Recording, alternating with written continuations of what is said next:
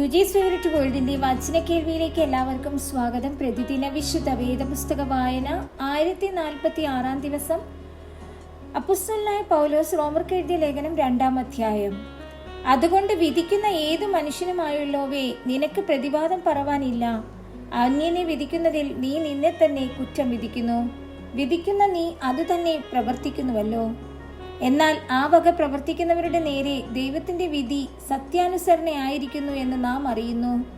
ആ വക പ്രവർത്തിക്കുന്നവരെ വിധിക്കുകയും അതുതന്നെ പ്രവർത്തിക്കുകയും ചെയ്യുന്ന മനുഷ്യ, നീ ദൈവത്തിന്റെ വിധിയിൽ നിന്ന് തെറ്റിയൊഴിയുമെന്ന് നനയ്ക്കുന്നുവോ?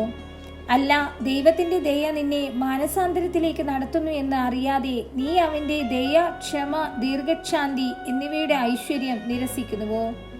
എന്നാൽ നിന്റെ കാഠിന്യത്താലും അനുതാപമില്ലാത്ത ഹൃദയത്താലും നീ ദൈവത്തിന്റെ നീതിയുള്ള വിധി വെളിപ്പെടുന്ന കോപ ദിവസത്തേക്ക് നിനക്ക് തന്നെ കോപം ചരതിച്ചു വയ്ക്കുന്നു. അവൻ ഓരോരുത്തന് അവനവന്റെ പ്രവൃത്തിക്ക് തക്ക പകരം ചെയ്യും.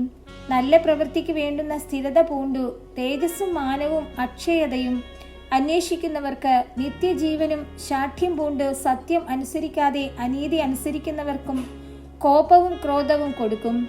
തിന്മ പ്രവർത്തിക്കുന്ന ഏതു മനുഷ്യാത്മാവിനും കഷ്ടവും സങ്കടവും ആദ്യം യഹൂദനും പിന്നെ യവനനും വരും. നന്മ പ്രവർത്തിക്കുന്ന ഏവനും മഹത്വവും മാനവും സമാധാനവും ആദ്യം യഹൂദനും പിന്നെ യവനനും ലഭിക്കും. ദൈവത്തിന്റെ പക്കൽ മുഖപക്ഷമില്ലല്ലോ. ന്യായപ്രമാണം ഇല്ലാതെ പാപം ചെയ്തവരൊക്കെയും ന്യായപ്രമാണം കൂടാതെ നശിച്ചു പോകും. ന്യായപ്രമാണം ഉണ്ടായിട്ട് പാപം ചെയ്തവരൊക്കെയും ന്യായപ്രമാണത്താൽ വിധിക്കപ്പെടും. ന്യായപ്രമാണം കേൾക്കുന്നവരല്ല ദൈവസന്നിധിയിൽ നീതിമാന്മാർ, ന്യായപ്രമാണം ആചരിക്കുന്നവരത്രേ നീതീകരിക്കപ്പെടുന്നത്. ന്യായപ്രമാണം ഇല്ലാത്ത ജാതികൾ ന്യായപ്രമാണത്തിലുള്ളത് സ്വഭാവത്താൽ ചെയ്യുമ്പോൾ ന്യായപ്രമാണം ഇല്ലാത്ത അവർ തങ്ങൾക്ക് തന്നെ ഒരു ന്യായപ്രമാണമാകുന്നു. അവരുടെ മനസാക്ഷി കൂടെ സാക്ഷ്യം പറഞ്ഞും അവരുടെ വിചാരങ്ങൾ തമ്മിൽ കുറ്റം ചുമത്തുകയോ പ്രതിപാദിക്കുകയോ ചെയ്തും കൊണ്ട് അവർ ന്യായപ്രമാണത്തിന്റെ പ്രവൃത്തി തങ്ങളുടെ ഹൃദയത്തിൽ എഴുതിയിരിക്കുന്നതായി കാണിക്കുന്നു.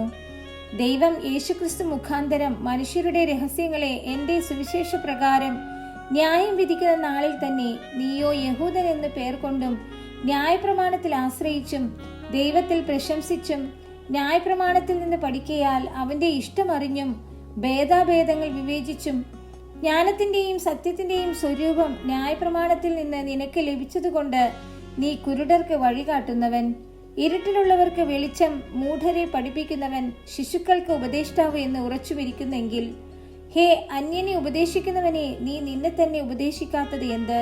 മോഷ്ടിക്കരുത് എന്ന് പ്രസംഗിക്കുന്ന നീ മോഷ്ടിക്കുന്നുവോ? വ്യഭിചാരം ചെയ്യരുത് എന്ന് പറയുന്ന നീ വ്യഭിചാരം ചെയ്യുന്നുവോ? വിഗ്രഹങ്ങളെ വെറുക്കുന്ന നീ ക്ഷേത്രം കവർച്ച ചെയ്യുന്നുവോ?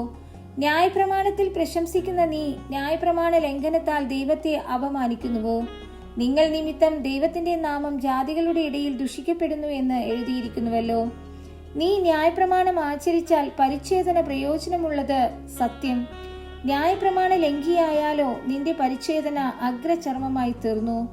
അഗ്രചർമ്മി ന്യായപ്രമാണത്തിന്റെ നിയമങ്ങളെ പ്രമാണിച്ചാൽ അവന്റെ അഗ്രചർമ്മം പരിച്ഛേദന എന്ന് എണ്ണുകയില്ലയോ? സ്വഭാവത്താൽ അഗ്രചർമ്മി ആയവൻ ന്യായപ്രമാണം അനുഷ്ഠിക്കുന്നു എങ്കിൽ അക്ഷരവും പരിച്ഛേദനയുമുള്ള ന്യായപ്രമാണ ലംഘിയായ നിന്നെ അവൻ വിധിക്കയില്ലയോ? പുറമേ യഹൂദനായവൻ യഹൂദനല്ല, പുറമേ ജഡത്തിലുള്ളത് പരിച്ഛേദനയുമല്ല. അകമേ യഹൂദനായവനത്രേ യഹൂദൻ, അക്ഷരത്തിലല്ല ആത്മാവിലുള്ള ഹൃദയ പരിച്ഛേദനയത്രേ പരിച്ഛേദന. അവന് മനുഷ്യരാലല്ല ദൈവത്താൽ തന്നെ പുകഴ്ച ലഭിക്കും.